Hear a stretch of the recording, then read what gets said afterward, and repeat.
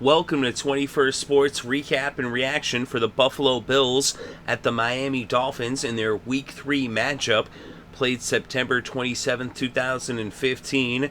We're going to go over the scores and the stats and give our breakdown and analysis for this AFC East Division rivalry game.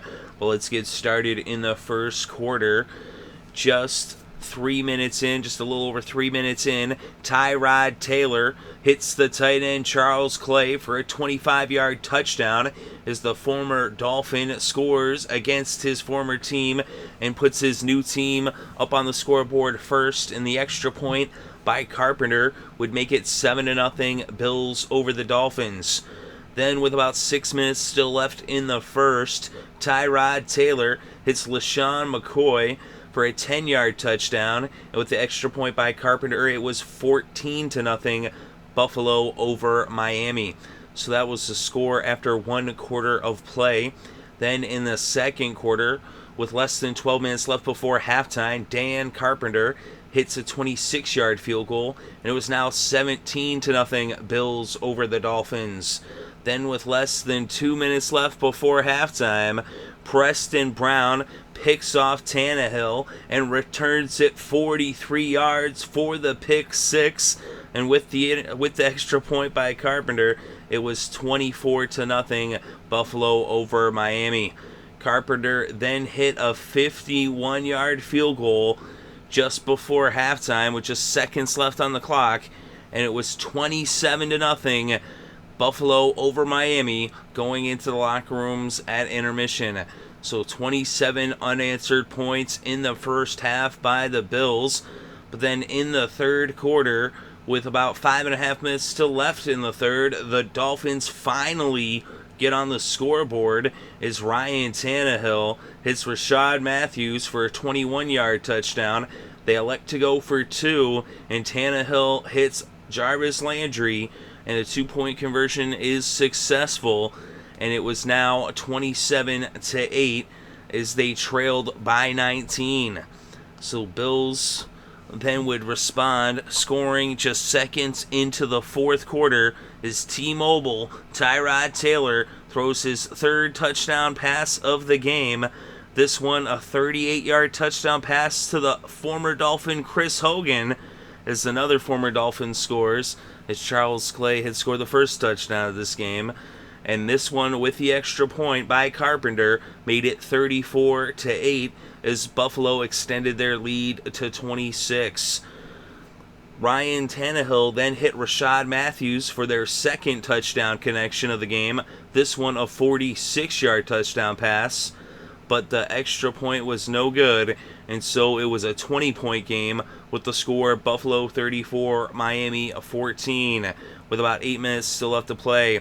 Then, a little over a minute later, with less than 7 minutes left in the fourth, Karlos Williams runs 41 yards for the touchdown, and with the extra point by Carpenter, it was 41-14, and that would remain the final score as Buffalo wins in a rout as they dominate their division rivals. So the Bills improve to 2-1. They're 1-0 on the road, and the Dolphins are now 1-2 as they lose their first home game of 2015. Let's look at the numbers in this game. T-Mobile Tyrod Taylor, 21 of 29, 277 passing yards, 3 touchdowns, 0 interceptions. He also had 3 carries for 12 yards on the ground. Karlos Williams had 12 carries for 110 yards and 1 rushing touchdown as well. And for Miami, Ryan Tannehill, 26 of 49 for 297 passing yards, 2 touchdowns, and 3 interceptions. Their leading rusher was Gray with 49 yards off of 9 carries. And the leading receiver in this game was Rashad Matthews for the Dolphins, 6 receptions for 113 yards and 2 touchdowns. Jarvis Landry had 8 receptions for 67 yards. And for the Bills, Charles Clay, the former Dolphin, 5 receptions for 82 yards and a touchdown. Percy Harvin, 7 receptions for 66 yards. Chris Hogan, another former Dolphin, 3 receptions for 42 yards and a touchdown. Sammy Watkins, just 1 catch for 39 yards. Robert Woods, 4 catches for 38 yards. And LaShawn McCoy had 1 catch for 10 yards, which was a touchdown. He also had 11 carries for just 16 yards on the ground. Dan Carpenter was 2 for 3 on the field goals, including a 51-yarder. He was 5 for 5 on the extra points. And for the Dolphins, Franks only kicked 1 kick, an extra point that he missed, as he did not attempt any field goals in this game. The leading tackler was for Buffalo was Graham, as Corey Graham had 10 tackles in this game. And the leading tackler for Miami was Jones with 8 tackles. And for the Bills, Marcel Darius had a sack. Brown had 2 interceptions, and Darby had 1 interception. Charles had a sack for the Bills as well. When we look at the team stats, both teams had 21 first downs. And on 4th downs, the Bills were 7 of 13, converting 53% of their 3rd downs. Miami, 4 of 13, converting just 30%. They actually went for 4 4th downs, converting just 1 of 4 for just 25%. And through the air, well, actually for total net yards, Buffalo 428, Miami 391, and on the ground, the Bills had 151 net rushing yards, 102 for Miami. And through the air, 277 net passing yards for the Bills, 289 net passing yards for the Dolphins, as Tannehill was sacked twice for a total of 8 yards lost. And we look at the penalties, not a lot of penalties in this game, just 11 combined, as the Bills were penalized 5 times for 40 yards, and Miami was penalized 6 times for 36 yards. And in the red zone, the Bills were 1 of 2, 50%, and Miami was 0 for 2, as they did not score in the red zone.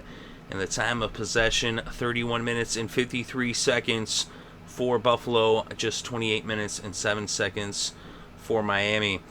So the Bills just jumped out to that big lead early on, scoring 27 points in the first half, and then that put Miami in, a position of having to play catch-up, where they just passed the ball. They threw the ball 49 times. And when the Dolphins threw the ball 49 times, chances are they're probably not going to win, as they've got to get something going on the ground. They were having some success on the ground. Gray, 49 yards off 9 carries. Miller, 7 carries for 38 yards. But with the big deficit, they couldn't stay committed to that ground game. They had to pass the ball. That was the position that their defense had put them in, as the defense of Miami was struggling against Buffalo.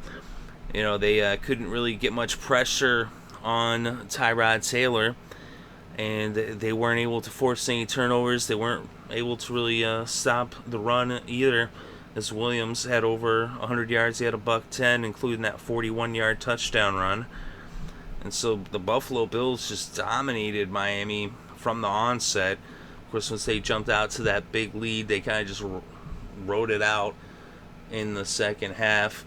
Of course, Miami putting up some points, but just, a touchdown in the third quarter, a touchdown in the fourth quarter.